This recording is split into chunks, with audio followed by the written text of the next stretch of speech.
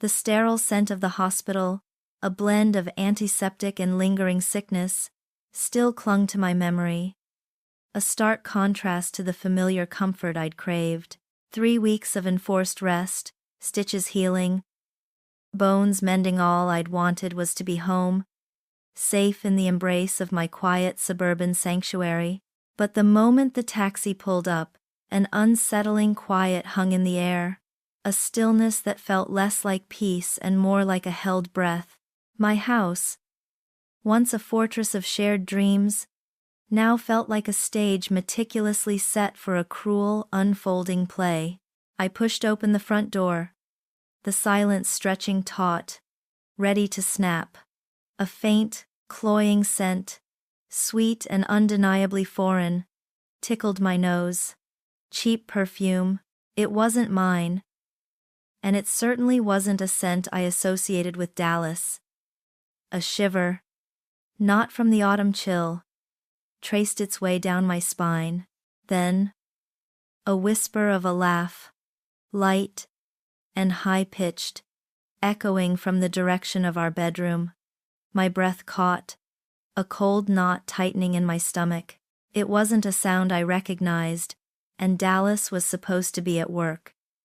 My legs, still a little weak, propelled me forward, each step a reluctant march towards an inevitable discovery. I traced the phantom sound, the alien perfume, like a limb that was still there but no longer felt like my own. And then I saw them.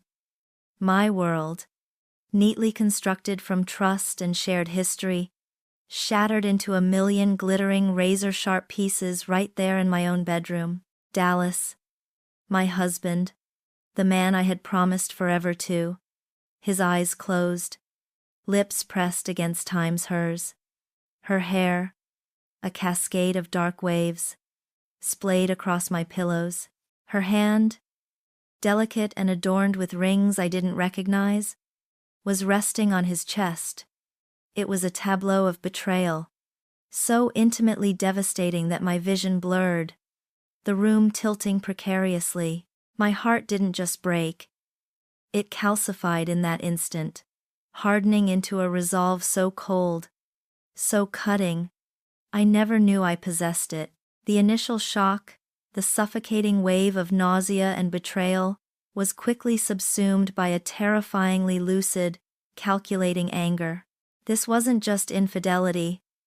This was an invasion, a desecration of my trust, my body, and my home. It was a violation so profound it stripped me bare, leaving only a steely, unyielding core. I instinctively recoiled, a silent scream trapped in my throat, pressing myself against the doorframe, praying I hadn't been seen. My gaze, sharp as broken glass, locked onto her face, a stranger, yet now intimately tied to my pain. Victoria Blake. I watched her gather her things, her movements fluid and unhurried. A ghost passing through the life she was tearing apart, a fierce primal urge to confront her, to rip the perfect smile from her face, surged through me. My hands clenched, nails digging into my palms, leaving crescent moon marks, but a colder, more rational voice, newly awakened, whispered, "Not yet. Don't give them the satisfaction of your pain. Don't let them see you break." I forced myself to step back, retreating silently down the hall, slipping into the guest room, my breath still ragged. I pressed my ear to the door, listening to the soft click as she finally left, her perfume a lingering insult. Then came the rustle of Dallas's return, his keys jingling in the lock, his voice calling out my name. "Josephine? Honey? I'm home." It was the sound of normalcy, a grotesque parody of the life we'd built. My hands trembled as I splashed cold water on my face, willing the tremor from my voice. My reflection stared back at me, a stranger with wide, haunted eyes. "Just a minute, love," I called back, my voice remarkably steady, the first deliberate lie I had spoken to him. It tasted like ash and swallowed tears. A bitter prelude to the intricate web of deception I was about to weave. Stepping back into the shared space of our home, a forced smile pinned to my lips, I began the hardest role I'd ever taken on. The oblivious wife. Dallas, unsuspecting and annoyingly cheerful, enveloped me in an embrace that felt like a shroud of lies. Every touch, every tender word from him, now resonated with a hollow echo of betrayal. Replayed in slow motion, a constant, sickening loop in my mind. The warmth of his hand, once a comfort, now felt like a brand.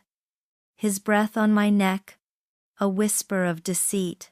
I suppressed the urge to flinch, to pull away, to scream. Instead, I leaned into the grotesque charade. My internal world fractured, yet my external demeanor remained perfectly composed, a mask of fragile normalcy. I started observing them, unnoticed, a shadow in my own life, meticulously gathering crumbs of their deceit. My pain, a constant dull hum beneath the surface, was slowly transmuted into a cold clinical focus. It was a new kind of game, one I hadn't asked to play, but was determined to win. My gaze sharpened, noting every subtle shift in Dallas's routine. Every furtive glance. The man I thought I knew so intimately was a stranger, yet his habits, his tells, were now laid bare under my intensified scrutiny. His phone, once left casually on the kitchen counter, now remained perpetually face down, often on silent. A small, but significant change. He developed a new vague cough when asked about late nights, a nervous tic I'd never seen before. The mundane became significant. A misplaced receipt for a coffee shop he never frequented, tucked carelessly into his jacket pocket, bore a date I knew he was supposedly at a conference. A hushed phone call, abruptly ended the moment I entered the room, became a glaring red flag. His late returns, once explained away with plausible work emergencies, now carried an undertone of casual indifference, sometimes accompanied by the faint, cloying scent of that cheap perfume clinging to his shirt like a second skin. It was an insult, a direct challenge to my intelligence. I noticed he'd started wearing a different cologne, something lighter, fresher, not the musky scent I'd gifted him for years. He even bought a few new, brightly colored ties. Small, almost imperceptible changes that, to a wife who knew every thread of his being, screamed of someone else's influence. I felt like an anthropologist studying a foreign species. My own husband and his mistress, trying to decipher their cryptic signals, their mating rituals of betrayal. I didn't know the full scope of Victoria's involvement yet, but Dallas's newly cultivated impatience, his distracted air during our conversations, the way he'd sometimes check his phone with a subtle, almost imperceptible tremor in his hand, all pointed to her constant presence in his thoughts. There was a particular phrase he started using. "It is what it is," uttered with a dismissive shrug, that I would later realize was one of Victoria's favorites, a telltale sign of her subtle colonization of his mind. The silence I maintained was my shield, my weapon. It allowed me to see clearly through their charade, to sift through the layers of deceit without alerting them to my awakening. Confronting him then, in a blaze of anger and tears, would have been a catastrophic mistake. Granting them the upper hand, the satisfaction of my brokenness. My composure, therefore, was not a sign of weakness, but of a terrifyingly cold strength. I channeled the suffocating betrayal into a focused, almost clinical resolve. Each lie I spoke, each moment I pretended ignorance, was a brick in the foundation of my meticulously planned retaliation. The pain, though a constant hum, was no longer paralyzing. It was fueling my silent, unwavering purpose. Yet, even with a clear purpose etched into my soul, the insidious tendrils of my suspicions gnawed at me relentlessly, turning our once happy home into a grotesque house of mirrors. Every corner seemed to reflect a distorted image of our life, every familiar object now a silent testament to a hidden deceit. The illusion of normalcy I meticulously upheld during the day crumbled into a psychological battle by night, a ceaseless war waged within the confines of my own mind. Dallas's evasiveness, once a subtle shift, now grew more pronounced, his explanations thinner, more transparent than ever before. One evening, after I'd subtly mentioned seeing a familiar car, a silver sedan, parked 2 blocks from our house around the time he usually left work. A car I knew belonged to one of Victoria's friends, having seen it in her upscale neighborhood. He'd dismissed it with a wave of his hand. "Oh, probably just a new client in the area, honey. Lots of people drive silver sedans." His tone was too casual, his eyes darting away, his shoulders stiffening imperceptibly. He even offered to drive a different route home for a few days, a gesture meant to reassure but which, to my sharpened senses, screamed of his guilt. His words, once comforting, now felt like flimsy veils, easily pierced by my unwavering gaze. I started questioning everything, every memory, every shared dream. Were they all lies, meticulously constructed to trap me in a fantasy while he built another life? The early days of our marriage, the promises whispered under starry skies, the plans for children and a future filled with laughter, had they all been hollow echoes of a devotion he never truly felt? The emotional toll was immense, a crushing weight that threatened to suffocate me at times. There were moments, late at night, staring at the ceiling, when the urge to simply pack a bag and disappear, to erase him from my life and start anew, was almost unbearable.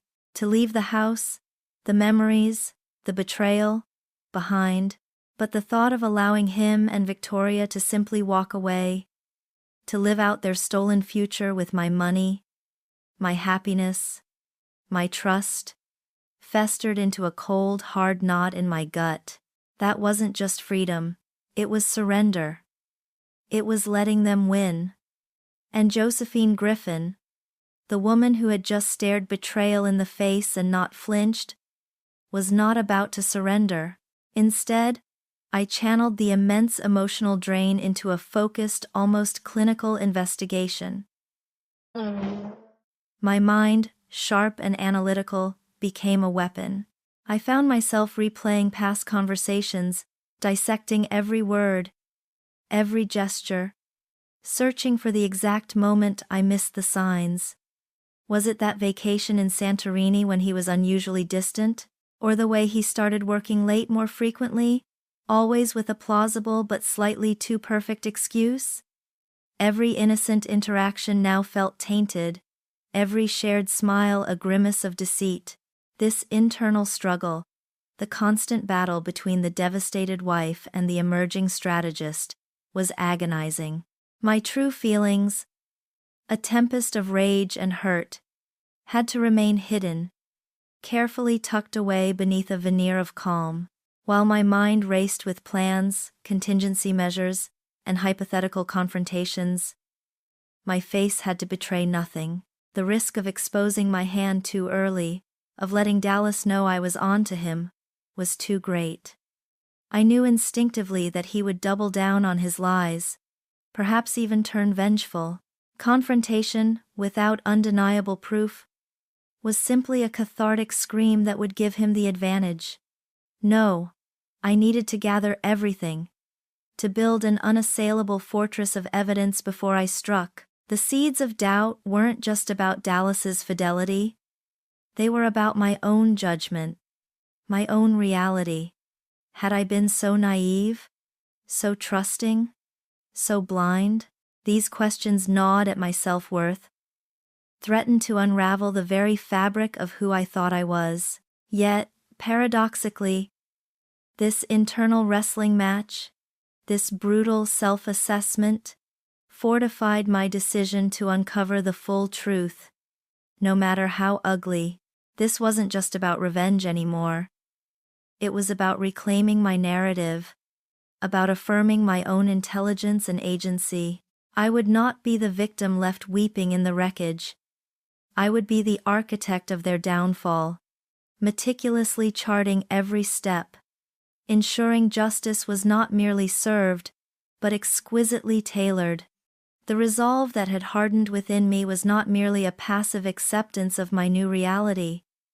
It was a potent, driving force, demanding action.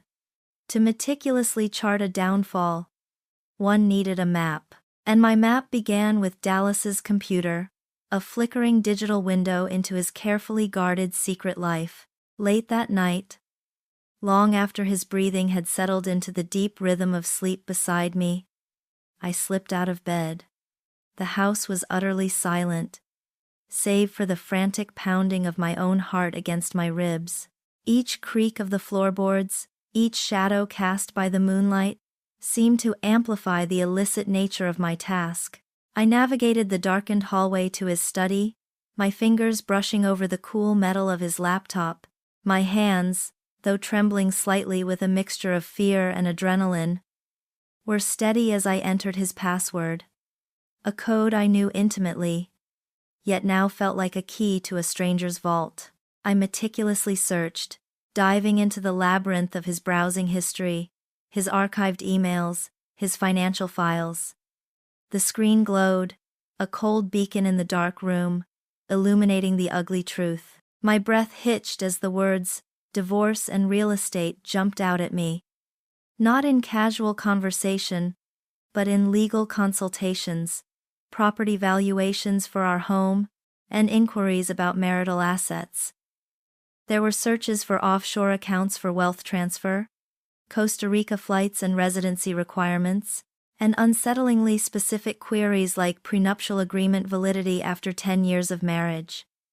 This wasn't just a clandestine fling, a moment of weakness he might regret. This was a calculated plan to dismantle our life, my future, and abscond with stolen funds. The sheer audacity, the cold-blooded premeditation of it all, was a punch to the gut. He wasn't just betraying my heart.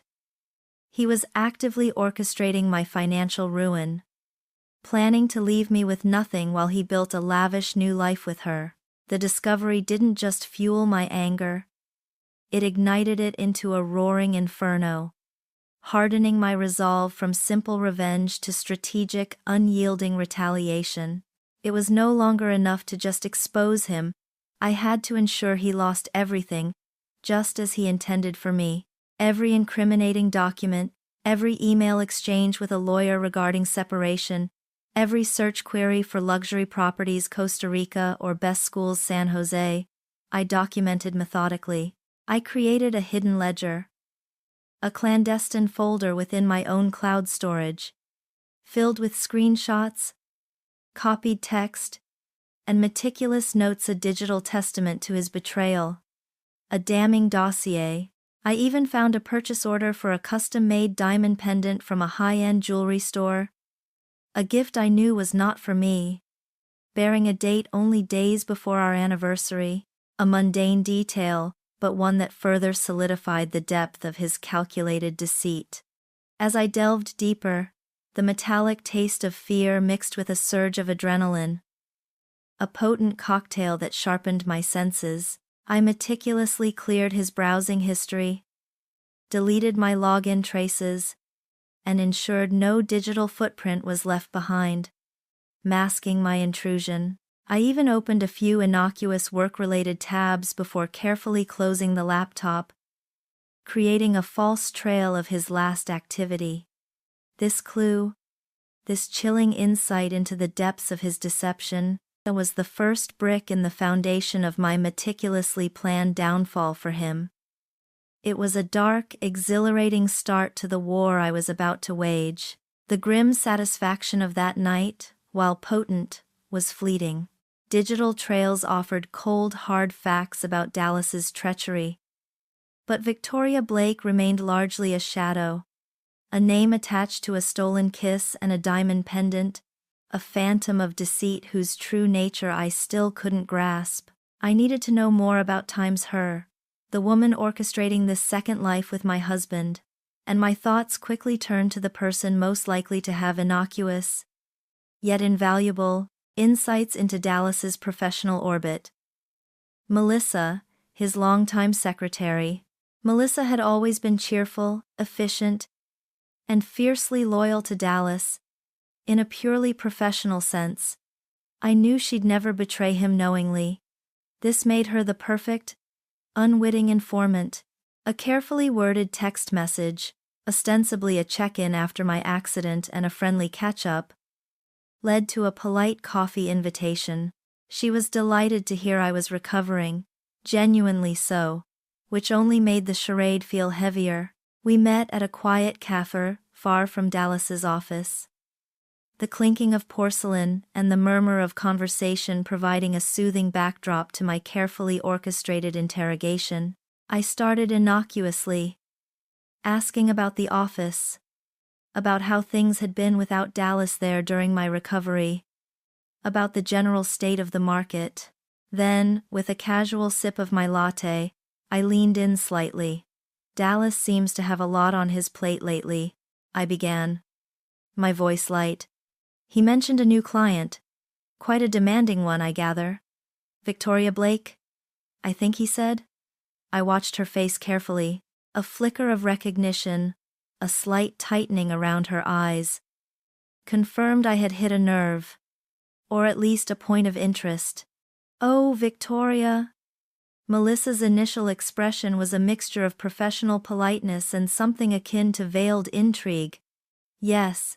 She's certainly memorable, very charming, very ambitious.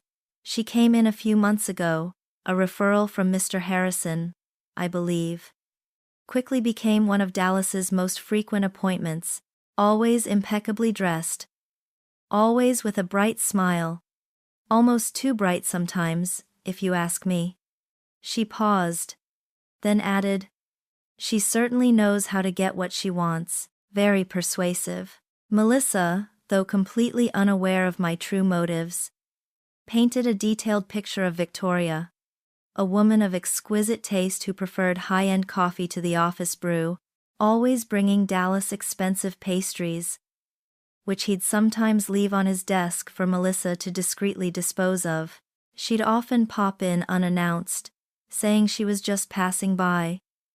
Even if Dallas was already with another client, Melissa recounted. A hint of professional exasperation in her tone. Always found a way to make her presence known. Sometimes, I felt like she practically lived in his office. And she certainly knew how to work a room. She was quite familiar with some of our other high-net-worth clients too, actually. Always seemed to be on the phone with someone important.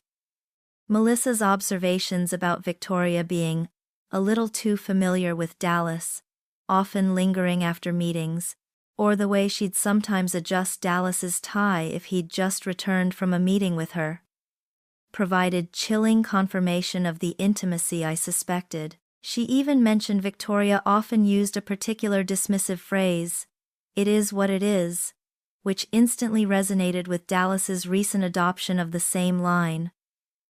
A subtle colonization of his language. I listened intently, piecing together the fragments, connecting the dots in my mind. Her casual remarks, delivered with an innocent lack of suspicion, were gold, providing the first concrete lead beyond Dallas's cold digital breadcrumbs. This wasn't just a random affair. This woman was embedded in Dallas's professional life, subtly manipulating him under the guise of a client. Melissa's comments about Victoria's persuasiveness and familiarity with other wealthy clients sparked a chilling realization. Victoria's reach might extend far beyond Dallas. It was a delicate dance, extracting information without revealing my hand, a skill I was rapidly developing. I feigned mild concern about Dallas's workload, expressing admiration for Melissa's patience, careful to keep my tone neutral, almost commiserating. Melissa had no reason to report my inquiries. They sounded like a concerned wife's curiosity, perhaps a little naive, but certainly not threatening. The initial relief of having her name confirmed in this new, professional context was quickly replaced by an insatiable, burning need to know times everything times about her. Who was Victoria Blake really? What was her game beyond Dallas? Melissa's innocent chatter unknowingly gave me the key to unlock the next crucial stage of my plan, turning my focus from the traitor in my bed to the predator who had ensnared him. The key Melissa provided wasn't just a name. It was a lens through which I began to see Victoria Blake, not merely as Dallas's mistress, but as a far more complex and dangerous entity. My focus, previously split between the twin betrayals, now narrowed, sharpened and fixed entirely on her, the true architect of my pain. The puppeteer pulling Dallas's strings. The game had evolved. And so had my role within it. I was no longer just the deceived wife. I was becoming a hunter. I decided to become a ghost in her wake. My quiet suburban minivan, usually blending into the school pickup line, became an instrument of surveillance. I changed my hair, often wearing a different wig, donned oversized sunglasses and wide-brimmed hats, and developed a repertoire of just waiting for a friend or on a business call postures in various upscale parking lots and cafe patios. I parked several blocks away, walked for stretches, sometimes even used public transport for a few stops to throw off any potential tail. Victoria, for all her cunning, seemed utterly oblivious, lost in her own bubble of self-importance. Perhaps her past successes had bred an arrogance that blinded her to genuine threats. She simply didn't expect anyone to be as meticulous as she was. She carried herself with an air of entitled grace, gliding through the city's most exclusive districts as if she owned them. I started following her, learning her rhythm. Her days were a meticulously choreographed dance of luxury and networking. She wasn't just Dallas's mistress. She was a woman whose every choice screamed of expensive tastes. I watched her emerge from high-end boutiques, often with new, pristine shopping bags from names like Chanel, Hermes and Louis Vuitton, suggesting a wardrobe that was constantly refreshed, never reworn. Her preferred cafes weren't the cozy local spots, but sleek, minimalist establishments where espressos cost more than a full meal elsewhere, and the clientele spoke in hushed, confident tones about stocks and real estate. She drove a pristine, dark gray Mercedes S-Class, a vehicle far beyond what a mere client of Dallas's could plausibly afford, especially one who needed him to embezzle funds. Her hands, always perfectly manicured, frequently held her latest model smartphone, her fingers flying across the screen, engaged in what seemed like an endless stream of calls and messages, always with an intense proprietary air, as if managing a vast invisible empire. Then, one crisp Tuesday afternoon, outside a particularly opulent art gallery known for its private viewings, I saw him, Richard Hawthorne.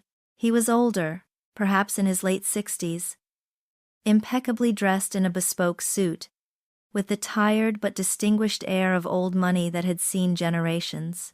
Victoria was laughing, her head thrown back, a cascade of dark hair catching the autumn light. She was a picture of effortless charm, her hand gracefully linking with his arm as they stepped into a waiting luxury town car. His gaze, even from a distance, was filled with an adoration that was chillingly familiar, mirroring the way Dallas had once looked at me, and then at her. This wasn't a casual acquaintance. This was another one of her conquests, another mark being artfully played. The realization hit me with the force of a physical blow, a cold, hard knot forming in my stomach.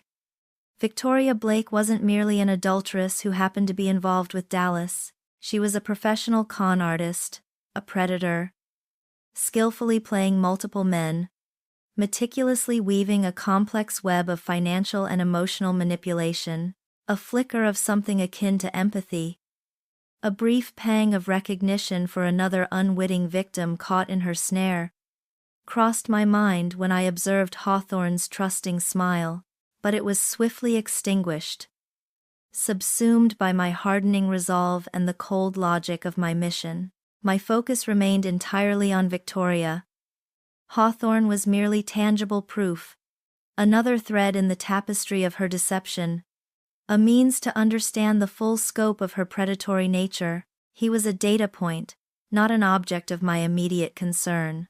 My initial revulsion at her duplicity began to morph into a strange, unsettling admiration for her sheer cunning, a dark mirror of my own nascent abilities for observation and calculation. She was a master of her craft, and I was, perhaps, becoming her apprentice in reverse, learning her methods to ultimately dismantle them.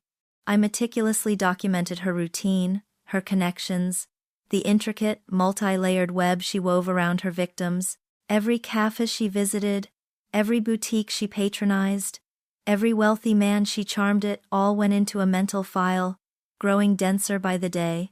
This discovery wasn't just a revelation. It was a transformation.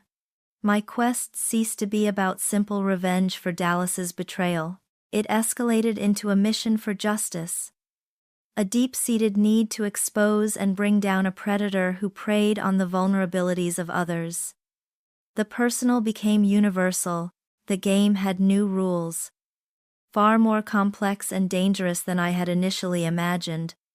But the stakes were higher, and my purpose clearer. I was ready to play.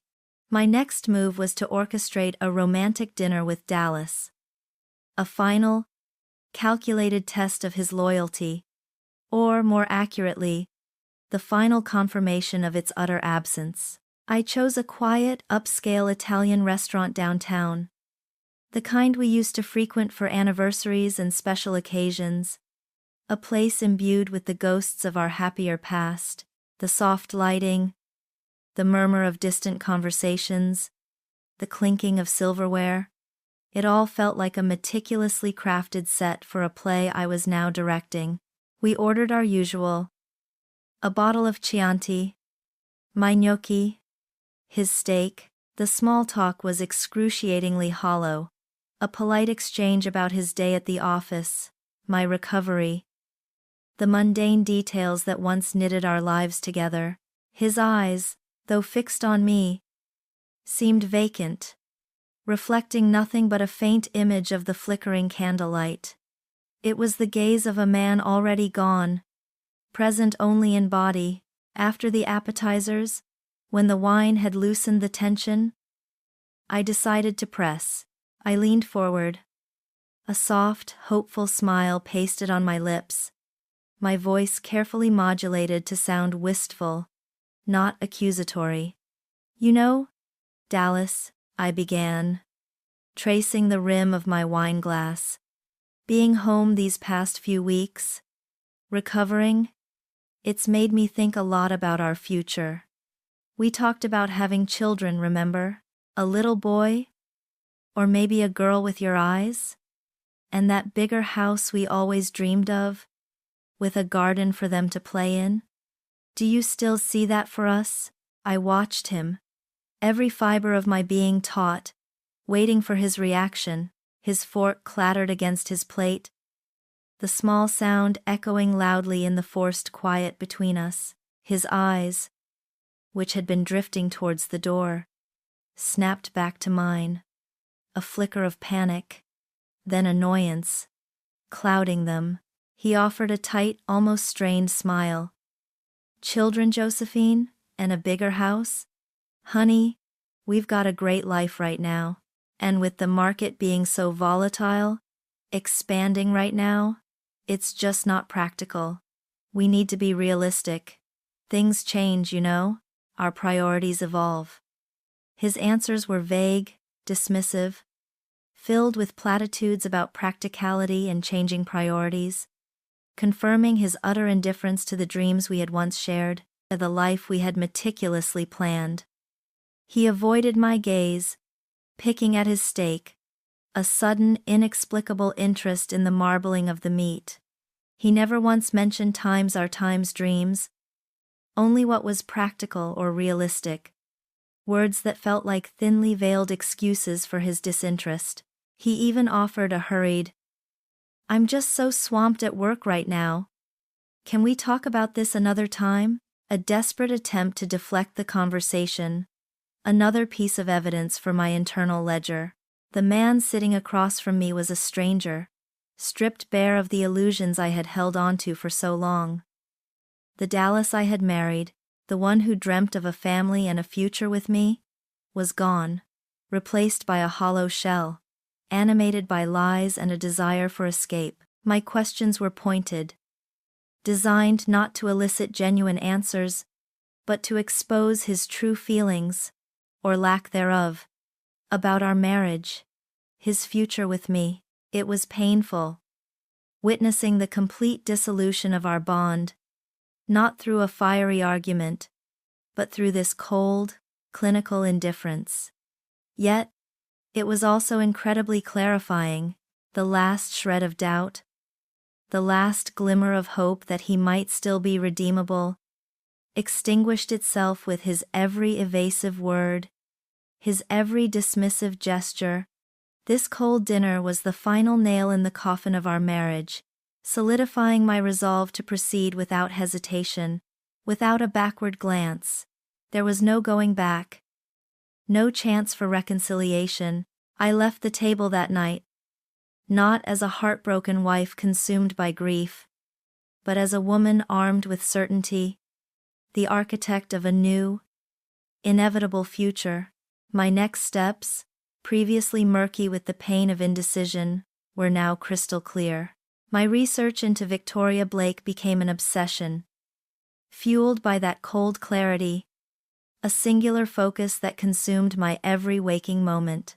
The certainty forged in the crucible of that romantic dinner transformed into an unyielding determination to unearth every secret she held. I spent countless hours hunched over my laptop, long after Dallas had fallen asleep, plunging into the deep, often murky waters of public records and digital archives.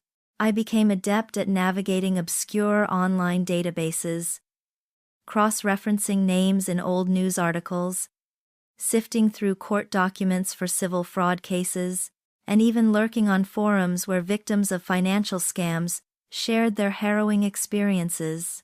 And then, the truth began to emerge, chillingly clear. Victoria Blake was merely one of her carefully constructed personas. Her real name, or at least the one that appeared most frequently in the older, dirtier records, was Victoria Chin. She was a chameleon, a master of reinvention, leaving a trail of broken promises, shattered lives, and stolen fortunes across the country. Each alias, each new city, each meticulously crafted backstory was a fresh chapter in her predatory saga. She was a ghost who materialized only to plunder, then vanished without a trace, only to reappear under a new guise, with a new target. Every search, every database, every news article painted a clearer picture of her predatory nature. There was the retired widower in Arizona, whose entire life savings, meant for his grandchildren's education, disappeared after Victoria charmed her way into his trust, convincing him to invest in a non-existent tech startup. Then there was the successful real estate developer in Miami, whose company was brought to the brink of bankruptcy after she embezzled millions, using her insider access and his infatuation. The scale of her deception was staggering, far beyond what I initially imagined when I first saw her in my bedroom. This wasn't just a mistress. This was a professional criminal, a highly sophisticated con artist, with a meticulously honed craft. My revulsion intensified, but so did a strange, almost academic fascination. This wasn't just about Dallas anymore. Victoria was a clear and present danger to countless others, and in that realization, I felt a new, profound sense of purpose. My personal betrayal now resonated with the broader, colder demand for justice. I began to compile a meticulous dossier on her. It wasn't just a folder. It was a digital fortress of evidence.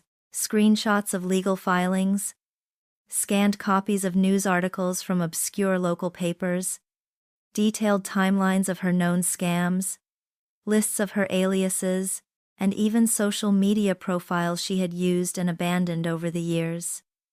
I created detailed profiles of her known victims, noting their vulnerabilities and how Victoria had exploited them. While I resisted the urge to reach out to any of them at this early stage, knowing my full picture wasn't complete and premature contact could compromise my mission, their stories were a chilling warning, a testament to her ruthlessness. Every fragment, every piece of data, was carefully categorized, tagged, and cross-referenced, building an unassailable case against her. The web of deceit she wove was vast, intricate, and decades in the making. But I was determined to unravel every single thread, to expose every lie, and to bring down the entire structure she had so carefully erected. This was no longer just about taking back what was mine. It was about ensuring she could never victimize anyone again. Despite the intricate web I was meticulously unraveling, the sheer scale of Victoria's deception and Dallas's cold-blooded complicity threatened to suffocate me in my solitary quest. The weight of the dossier, growing thicker by the day, pressed down. A silent, unbearable burden. I knew I couldn't carry it alone. Not without risking my own sanity. There was only one person in my life whose judgment I trusted implicitly, whose loyalty was an unshakable bedrock. My sister, Cynthia. I called her on a Tuesday evening, my voice trembling slightly as I asked if she could come over. The moment she walked through the door, taking one look at my strained face, her usual cheerful demeanor vanished. She sat on the sofa, listening in silence, her expression shifting from concern to utter bewilderment, then a slow dawning horror. As I laid bare the story, the infidelity, the embezzlement, Victoria's monstrous history as a con artist, the plans for Costa Rica, her jaw dropped, her eyes wide with disbelief. When I finished, the silence was deafening, save for my ragged breathing. Then, a slow, deep flush crept up her neck, staining her cheeks with a fury I hadn't seen since a schoolyard bully had once stolen my lunch money decades ago. "That time's bastard," she hissed, her voice low and dangerous.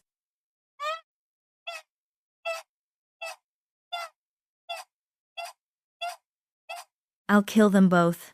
Her initial shock and explosive rage quickly solidified into fierce, unwavering loyalty, a burning desire for justice that mirrored my own. There was no judgment, only a primal, protective instinct.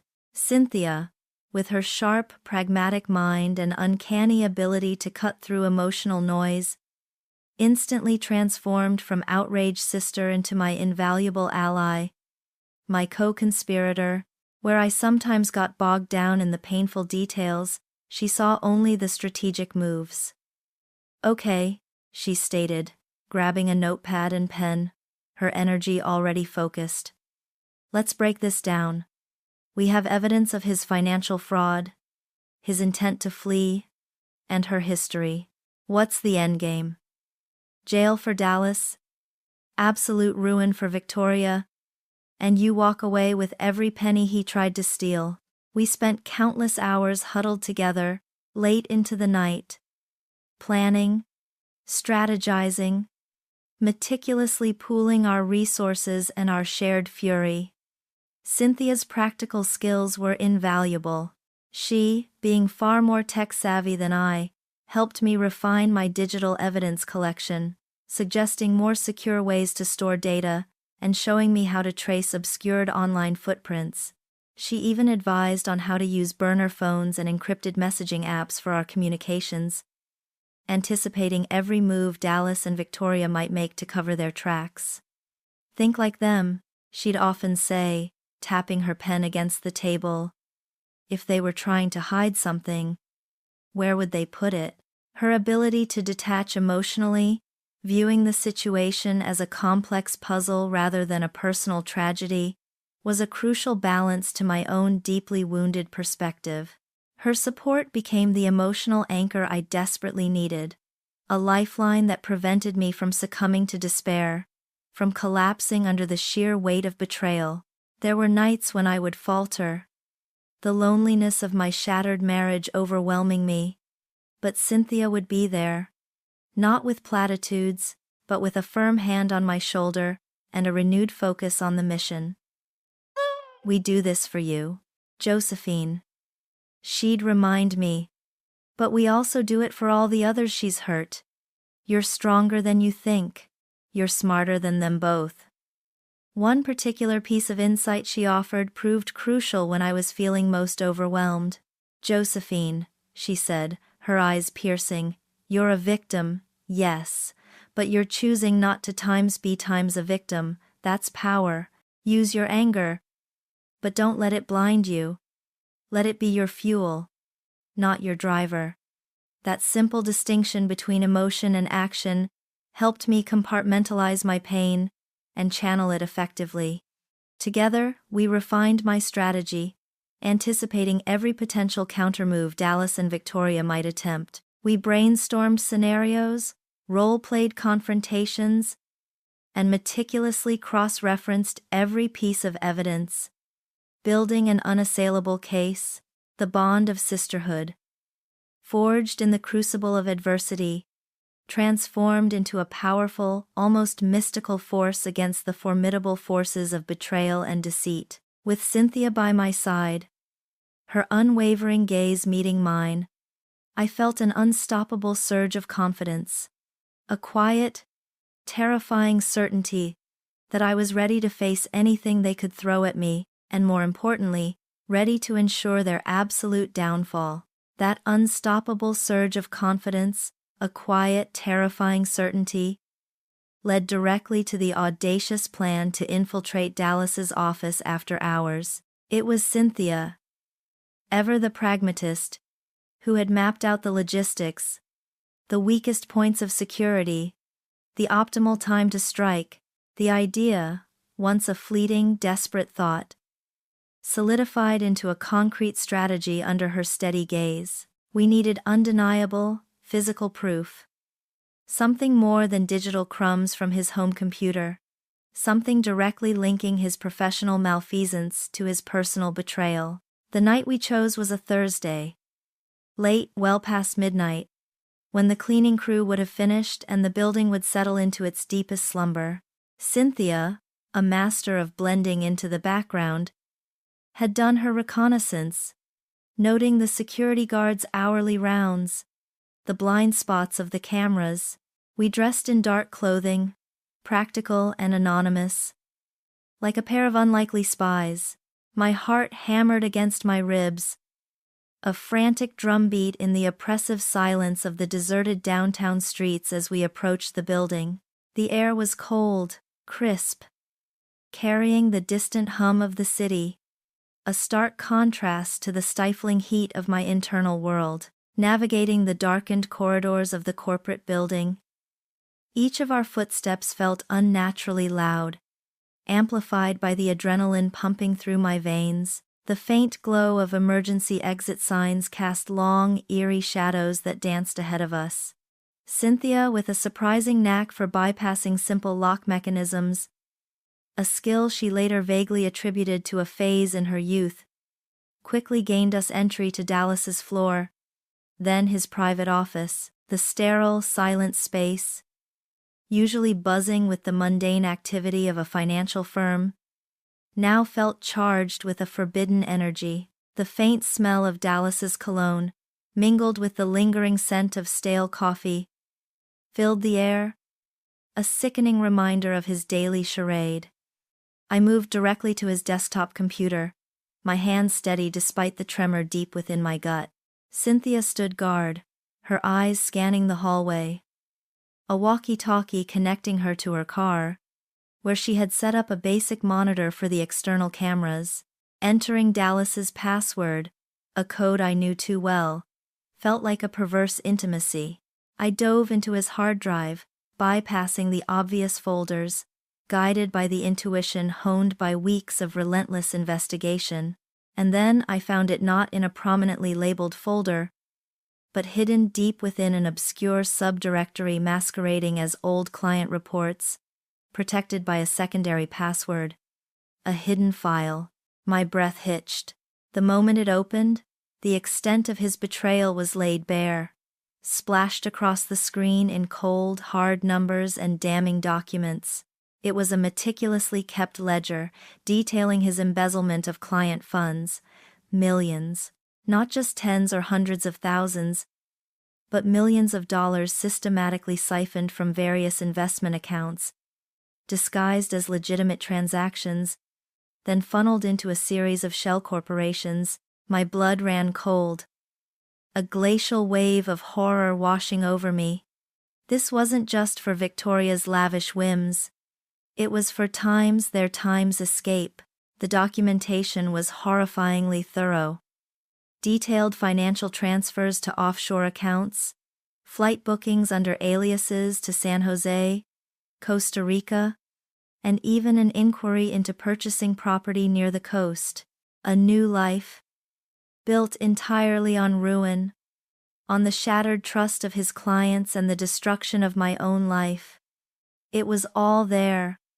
Undeniable, irrefutable proof of his criminal intent. He wasn't just a cheat, he was a thief, a criminal mastermind who had meticulously planned to vanish, leaving me and his clients in the dust.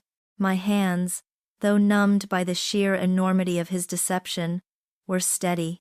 I systematically copied every incriminating document: spreadsheets, emails, bank statements, property deeds, flight itineraries onto a secure, encrypted drive Cynthia had provided. Each click of the mouse, each file transfer, felt like a hammer blow against the house of cards he had so carefully constructed. I mirrored the data, compressed it, and wiped my access trails, leaving no trace of my intrusion. We even created a fake browser history of financial news and stock market reports, making it seem as though Dallas had been working late. Leaving the office, slipping back into the cold anonymity of the night, I felt a profound sense of grim satisfaction, a heavy, quiet triumph that held no joy. In my hand, the small, unassuming USB drive felt like a loaded weapon. I wasn't just holding evidence, I was holding the keys to their destruction. The game was no longer about discovery, it was about demolition. The weight of the small USB drive in my hand was immense, a tangible key not just to their destruction, but to my own recreation. With the irrefutable evidence of Dallas's embezzlement now secured, my immediate priority shifted from investigation to fortification. I had to secure my financial future, quietly and methodically, before the storm I was about to unleash broke and swept everything away. There would be no frantic packing, no desperate pleas, only precise, strategic maneuvers to reclaim what was rightfully mine. I began by consulting lawyers, divorce specialists, renowned for their discretion and expertise in complex financial cases. The most impactful advice came from a seasoned divorce attorney, a woman named Miss Thorne, whose sharp gaze missed nothing. "Your priority now, Josephine," she'd stated, her voice calm but firm, "is to secure your position. He's moved to defraud you. You must move to protect yourself. Every asset he touches, consider it tainted. We'll aim for a full asset freeze, but first we cordon off yours, ensuring his future maneuvers have no impact on your existing wealth or your ability to sustain yourself."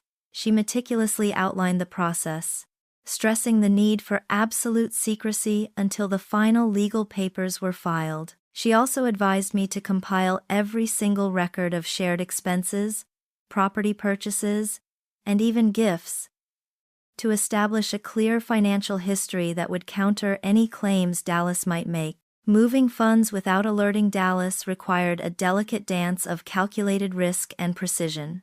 I had access to a joint savings account he rarely checked, and several smaller individual accounts that had always been under my sole management, typically for household expenses or my personal savings. Over the next few days, I systematically drained these, transferring sums in staggered amounts to a new, discreet account opened under my maiden name, in a bank far from our usual branch. I used online transfers, carefully wiping browser histories and using incognito modes, ensuring no digital trail led back to my actions. For larger assets, like the equity in a vacation cabin inherited from my grandmother, I initiated legal procedures, placing it into a trust under Cynthia's temporary oversight, a move designed to shield it from any potential clawback attempts Dallas might initiate. I even discreetly canceled a few joint credit cards and applied for new ones solely in my name, citing lost cards as the reason. A small but significant step towards financial independence. Every move was calculated, a preemptive strike designed to anticipate his potential actions and leave him with no leverage. I remembered his searches for prenuptial agreement validity, and knew he was planning to invalidate any claims I had. My lawyers were already drafting counter documents, preparing to argue his financial misconduct voided any pre-existing agreements. This was about self-preservation, about reclaiming what was rightfully mine before the storm broke, before he could attempt to cut me off, leaving me financially vulnerable. While my lawyers meticulously crafted my financial fortress, I continued to gather more intel on Victoria's other scams. The USB drive offered direct evidence of Dallas's complicity, but the broader picture of Victoria's predatory empire was still incomplete. I dug deeper into the aliases she had used, cross-referencing names, dates, and locations. My dossier on her grew thicker, filled with new victims, new schemes, and a chilling pattern of escalating fraud. Each new discovery, each broken life she had left in her wake, solidified my conviction that bringing her down was not just personal revenge, but a necessary act of justice. The sheer scale of her operations, her brazenness, only fueled my determination. The silence and secrecy during this period were agonizing. Living under the same roof as Dallas, pretending to be the trusting, oblivious wife, while meticulously dismantling his future and securing my own, was an immense psychological burden. Every good morning, every shared meal, every casual touch felt like a performance, a betrayal of my own spirit. But it was necessary. Any premature move, any flicker of suspicion on his part, could jeopardize the entire plan, giving him time to react, to hide more assets, to disappear. I had to maintain the illusion of normalcy, no matter the internal cost. I was building my new life even as I dismantled his, brick by painful brick. The foundation was being laid in quiet consultations, digital transfers, and sleepless nights spent poring over documents. There were moments, brief and chilling, when I paused, recognizing the ruthless efficiency with which I was operating. The Josephine who had once believed in the sanctity of marriage and shared futures would have recoiled at such calculated maneuvering. Yet, the new Josephine, forged in the fires of betrayal, simply saw it as necessary. This was not about greed or deceit for its own sake. It was about justice, about rebalancing scales that had been brutally tipped against me. My tactics were a mirror of his, but my purpose was to correct a wrong, not to inflict one. The demolition of his world was intertwined with the construction of my own, a testament to my unwavering resolve. The day of reckoning arrived. I chose the living room, a space once filled with the warmth of shared laughter and quiet evenings, now transformed into a cold, unforgiving tribunal. Dallas walked in, oblivious. Still radiating the manufactured cheerfulness he'd adopted. Asking about my day, I let him finish, then gestured to the coffee table where I had meticulously arranged the fruits of my investigation. The printed bank statements detailing the embezzled funds, the screenshots of his Costa Rica plans, the emails to Victoria, even the receipt for the custom diamond pendant I'd found. My voice was steady, devoid of any tremor, any tears. Dallas, I began, the name feeling foreign on my tongue. We need to talk. About time's everything. His initial reaction was a mask of bewildered innocence. A slight frown, a confused tilt of his head. Josephine, what is all this? What are you talking about? He stammered. His eyes scanning the documents, a flicker of unease entering his gaze. But as his eyes landed on the incriminating evidence, the carefully constructed facade began to crack. His face, initially defiant, a tight-lipped expression of feigned outrage, slowly crumpled under the weight of undeniable proof. The color drained from his cheeks, leaving them an ashen gray. He picked up one of the flight itineraries, his hands trembling visibly, the paper rustling softly. He opened his mouth, as if to offer another flimsy excuse. But no words came. I laid it all out, not with a scream, but with the cold, hard precision of a surgeon. Your embezzlement of client funds, Dallas. Your affair with Victoria Blake. Right here, in our home. Your meticulous plans to abandon me. To flee to Costa Rica. Leaving me with nothing. Each word was a nail hammered into the coffin of our life together. I watched him. Impassive, a detached observer to the implosion of his world. There was no room for his pleas, no space for the desperate, gasping excuses he might once have offered. My conviction was absolute. You have a choice, I stated, my voice cutting through the stunned silence, unwavering. Confess everything to the authorities, cooperate fully, and go to jail, facing the consequences of your crimes here. Or, you attempt to flee with Victoria, a woman I assure you is already under investigation for multiple high-profile fraud cases, and who, thanks to my efforts, will soon be exposed internationally. Choose to run, and you'll face a global manhunt, a life on the lam, perpetually looking over your shoulder, with absolutely no financial safety net. The power had shifted irrevocably. He was no longer in control, I was. Witnessing his downfall was not a moment of joyous vengeance, but of profound, quiet justice. The satisfaction was not in his pain, but in the precise rebalancing of scales. He slumped, his shoulders defeated, the last vestiges of his defiance dissolving into a desperate, hollow stare. He considered the options, the grim reality of each laid bare.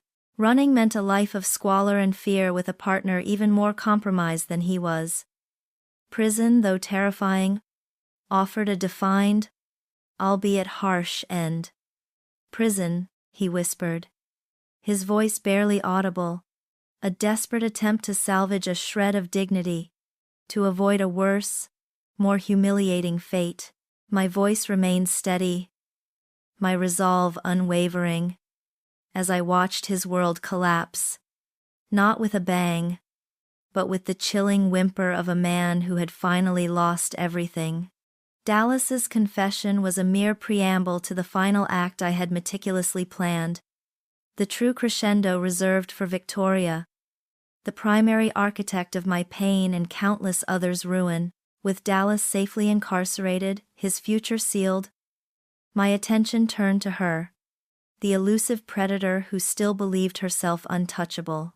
I needed to lure her into my carefully constructed web, appealing to the only impulse I knew she couldn't resist: insatiable greed. The bait was simple, yet perfectly tailored to her arrogance. I sent an encrypted message from a burner phone, using a voice modulator to sound like a frantic, anonymous informant, Claiming to be a disgruntled associate of Dallas's, the message hinted at a times-second, far larger sum of embezzled client money.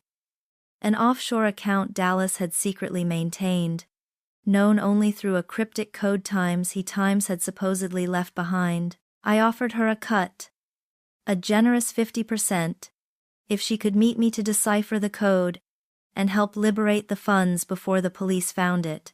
I suggested a secluded, abandoned warehouse on the outskirts of the city, a place far from prying eyes, where she could feel in control.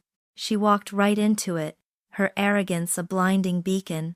Victoria arrived exactly as I anticipated, punctual and radiating a dangerous confidence, dressed in a sleek designer suit that seemed out of place amidst the grime and shadows of the warehouse.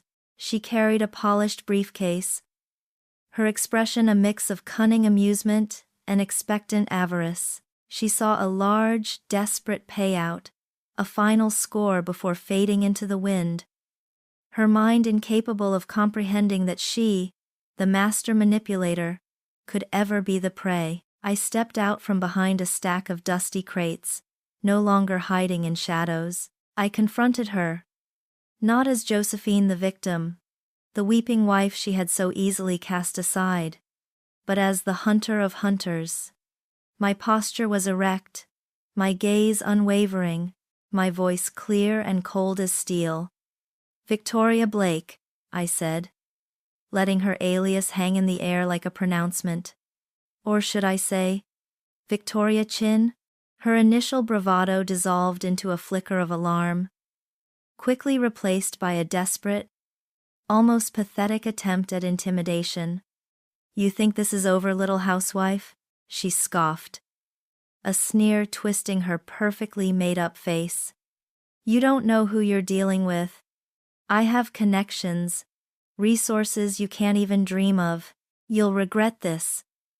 But her words rang hollow, laced with an underlying tremor.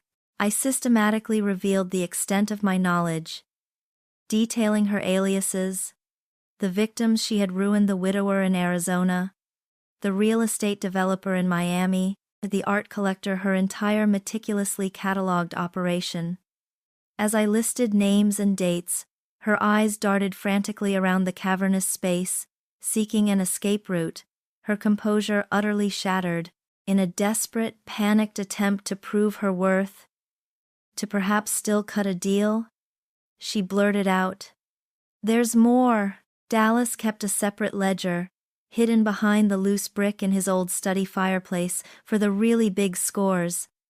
"Funds no one knows about, I swear." She inadvertently revealed more hidden funds, sealing her own fate with her own words. A subtle, almost imperceptible nod from me towards a discreetly placed camera in the rafters was the signal. Seconds later, a team of plainclothes officers, led by Detective Rodriguez, burst into the warehouse.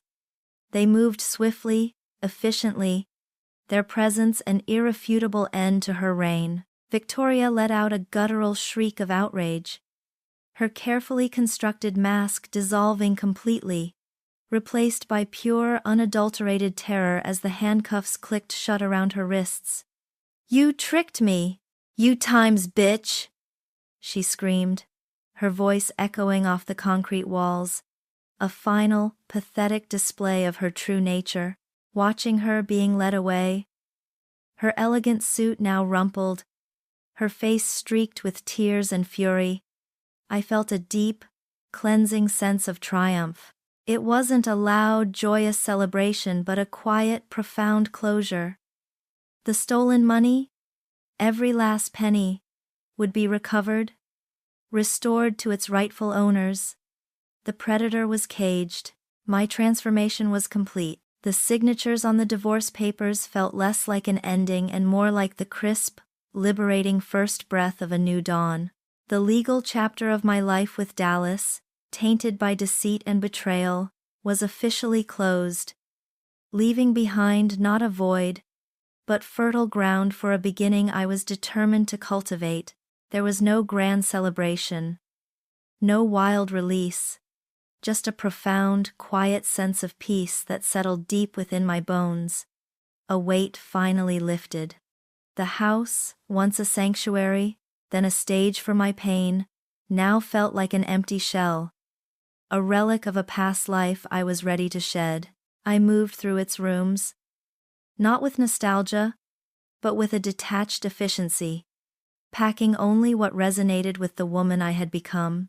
The suburban fad, the carefully curated illusion of a perfect life, was left behind with each box sealed and each item donated. As I carried the last suitcase to the waiting car, I paused at the threshold. There was no wrench of sorrow, no lingering regret for the life I was leaving.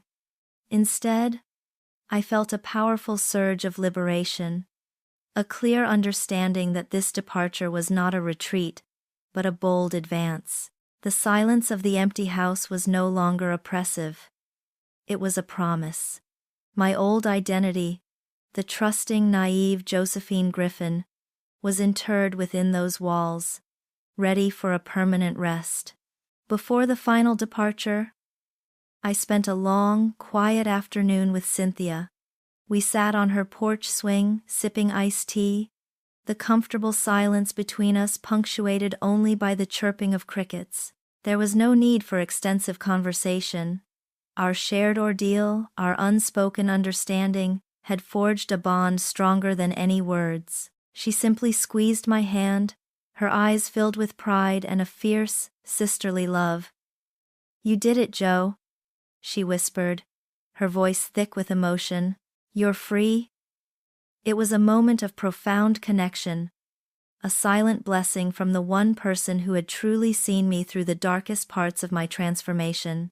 We promised to visit, knowing our connection transcended distance, a promise that felt real and unwavering. Seattle called to me, a city of new possibilities, a fresh start, far from the shadows of betrayal that had stained my previous existence. The vastness of its evergreen landscapes, the constant murmur of its urban energy, seemed to offer a canvas wide enough for a complete reinvention. The drive across the country was a pilgrimage, each mile a physical shedding of the past, each new vista a visual metaphor for the expanding horizons of my future. I arrived under a soft, persistent drizzle, the city's muted palette of grays and greens, a stark contrast to the bright, deceptive colors of my old life. It felt right. A subtle invitation to quiet introspection and growth, perfectly mirroring my new state of mind. Every step I took in this new city felt lighter, imbued with a quiet purpose. Every breath was a testament to my survival and transformation. Clean and unburdened by deceit, I embraced the solitude, the anonymity that Seattle offered, allowing myself the space to heal, to rebuild, to simply times be. The unfamiliar streets became a metaphor for my journey. Each turn a new discovery, each distant horizon a beckoning promise. My days were filled with new routines, new faces, none of whom knew the Josephine who had been betrayed, only the woman who was choosing to thrive. This new life wasn't about forgetting the past. It was about integrating it, about forging a stronger, wiser me from the ashes of what had been destroyed. The scars remained, etched deeply into my soul, but they were no longer gaping wounds of defeat. Instead, they were badges of resilience, visible reminders of the strength I had discovered, the battles I had fought and won. They were a testament to the fact that I had not only survived, but had emerged, whole and utterly transformed. I was Josephine Griffin, redefined, reborn, not merely picking up the pieces, but meticulously crafting a new, unyielding self, ready for whatever the future held, with an unwavering clarity of purpose and a spirit forged in fire. My spirit, forged in fire, was ready for whatever the future held, and it wasn't long before that future made its first, unexpected call.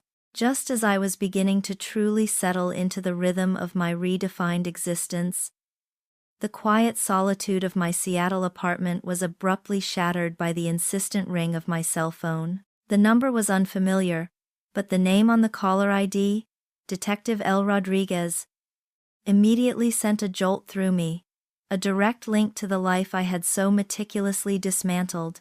I remembered her from the final stages of Victoria's capture, her quiet professionalism, the flicker of respect I'd seen in her eyes. There was no hesitation. I answered on the second ring. Her voice was calm, professional, yet carried an undertone of urgency. "Josephine Griffin? This is Detective Lisa Rodriguez. I was given your contact by Detective Kim in the Griffin Blake case. We have a situation here in Seattle. And your name came up as an expert." My heart rate quickened. A familiar pulse of adrenaline. But this time, it was devoid of fear. She proceeded to outline the details. Another intricate financial fraud, millions siphoned from unsuspecting investors, a network of shell companies, and a cunning con artist operating under multiple aliases. But then came the detail that truly broke the quiet of my new life. The primary suspect had repeatedly used a familiar alias in her communications and digital footprints: Victoria Blake.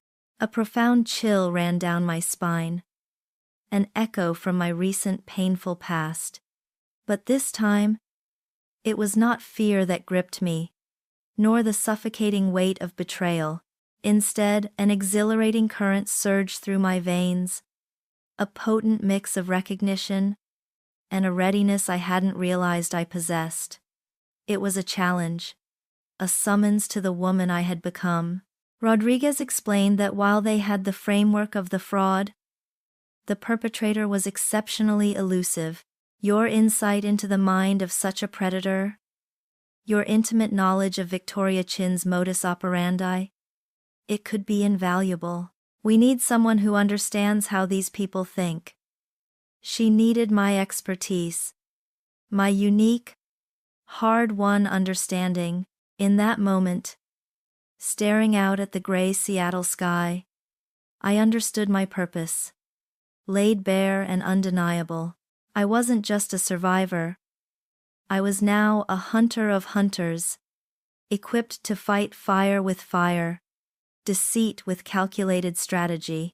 My past pain, the very agony that had almost consumed me, was no longer a wound but my greatest strength, my knowledge a finely honed, powerful weapon. The cycle of justice, it seemed, continued. And I, Josephine Griffin, redefined and resolute, was ready to answer the call. My transformation was complete, my purpose clear. To dismantle the insidious webs of deceit, one cunning con artist at a time.